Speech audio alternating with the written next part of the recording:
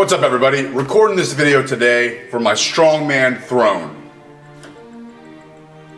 So I was going to make another Untamed Talk Q&A video where I answer your questions from YouTube, but as I was looking over the questions, I noticed that a lot of you are having trouble with your deadlift. So I'm going to make this video exclusively to help you fix your deadlift.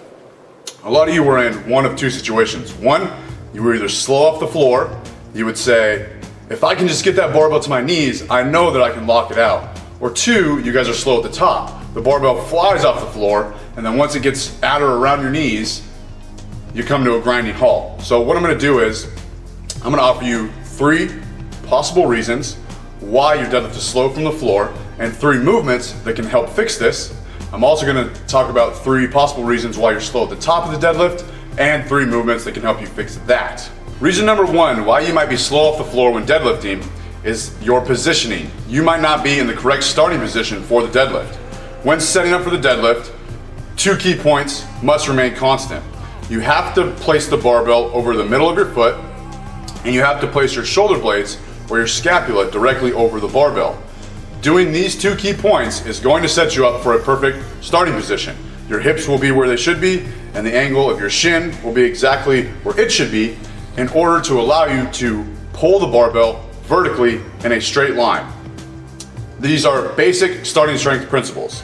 If you start with your shoulder blades too far behind the barbell, this is going to drop your butt down and it's going to push your knees forward. Now you're forced to pull the barbell out and around your knees.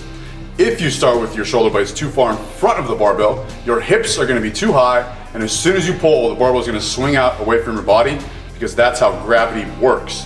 So again, you have to start with the barbell over the middle of your foot, your shoulder blades directly over the barbell. This is going to allow you to pull the barbell vertically in a straight line, which is the most efficient way to get from point A to point B. If you're traveling out and around your knees, or if the barbell is swinging and then coming up vertically, you are making the pull much harder on yourself. You have to set yourself up for an efficient pull. I relate it to a golfer trying to maximize the distance that he can drive the ball. He has to hit that golf ball on an exact point with an exact point on the club head. He can't just resort to swinging harder and faster, hoping that that's going to get him more distance on the ball. You have to thread the needle. Starting position is crucial to speed off of the floor. Reason number 2 why your deadlift might be slow off the floor is that you are not getting into a tight starting position.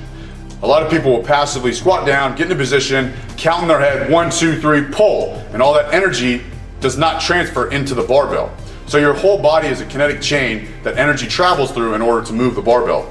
You drive your feet through the floor, you apply force through the floor, it travels up your legs, up your spine, down your arms, and into the barbell.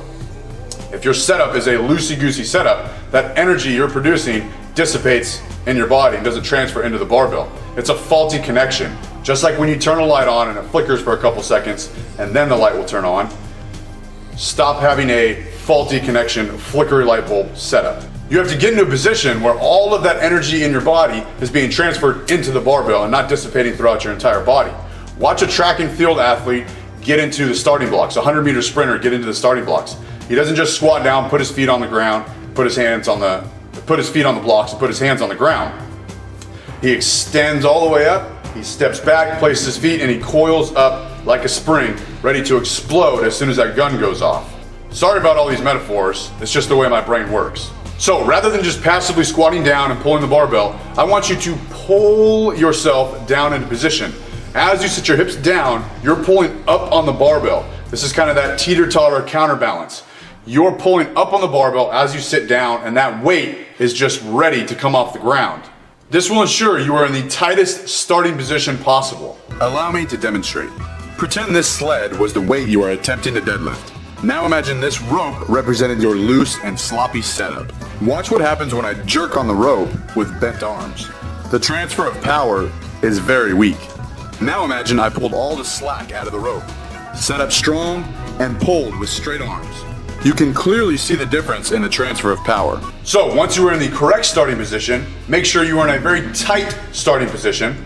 And reason number 3 why your deadlift might be slow off the floor is that you are not using leg drive.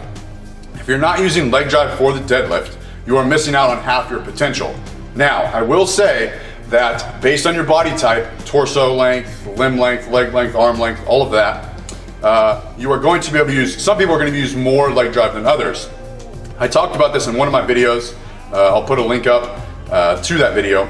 But some people have to squat down a little bit lower to get in the correct starting position. They're able to use a little bit more leg drive. Some people start with their hips much higher and they are not going to be able to use as much leg drive. But with all that said, everyone uses leg drive, or everyone should be using leg drive.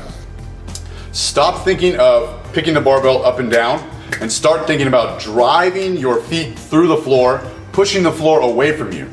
So again, instead of just picking the barbell up and down, push the floor away from you while you pick the barbell up. I also made a video about this, and I'll put a link up in the corner here to that video. So I call it multi-directional effort. As you're pulling up on the bar, think about driving your feet through the floor and pushing the floor away from you. This is going to allow you to use your quads when breaking the barbell off the floor. And your quads are very important for getting the barbell off of the ground. Now, if you fix those three things, if you start getting into the correct position, you start getting into a tight position, and you start using leg drive, you're automatically going to increase your speed off the floor. You don't need any extra exercises in order to help you strengthen that part of the deadlift. But if those three things line up, you're still having trouble, very slow off the floor, I'm going to show you a few movements that you can implement today into your training routine. Movement number one to help you increase your speed off the floor are deficit deadlifts. The deficit doesn't have to be a huge deficit, just a 45-pound plate will do.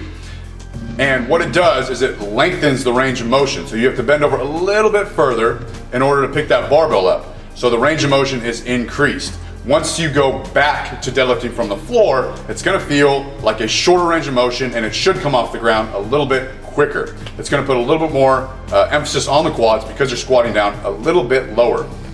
Now, what I would suggest is after you do your normal deadlifts, whatever that may be, you can incorporate them by doing 2 to 3 sets of 6 to 8 reps with 65 to 70% of your 1 rep deadlift max. Exercise number 2 are paused 1.5 deadlifts. You'll get into a deadlift position, you'll deadlift the barbell up a few inches so that it's right around mid-shin to below your kneecap. You'll pause for a clear, concise 1/1000, set the barbell back down, pick the barbell back up to that same pause position for a 1/1000 count, and then stand up all the way, finishing the deadlift, going back down. I would suggest doing 2 to 3 sets of 3 to 5 reps with 70%. Keep these reps a little bit lower than the deficit deadlifts because it is very tiring, it is very taxing. So what you want to focus on while you're doing these pause 1.5 deadlifts is that initial break of the bar off the floor. Think about keeping your upper back and spine tight while pushing the floor away from you, using your quads to gently pick that bar up, pause, set it back down. Don't crash down to the bottom. Exercise number 3 are snatch grip deadlifts. I love snatch grip deadlifts. They're an awesome upper back developer because your hands are so far out. You'll feel a soreness in your upper back and middle back that you've really never felt before. But the reason these are great for improving your speed off the floor is similar to a deficit deadlift in that because you're grabbing the bar wider, you have to bend over a little bit further. So I like to keep these higher reps. I would suggest after you're doing your main set of deadlifts, incorporate them by doing 2 sets of 8 to 10 reps with 65% of your 1 rep max. Because your grip is so wide, it is going to be hard to hold on to, so using straps for this movement is perfectly okay.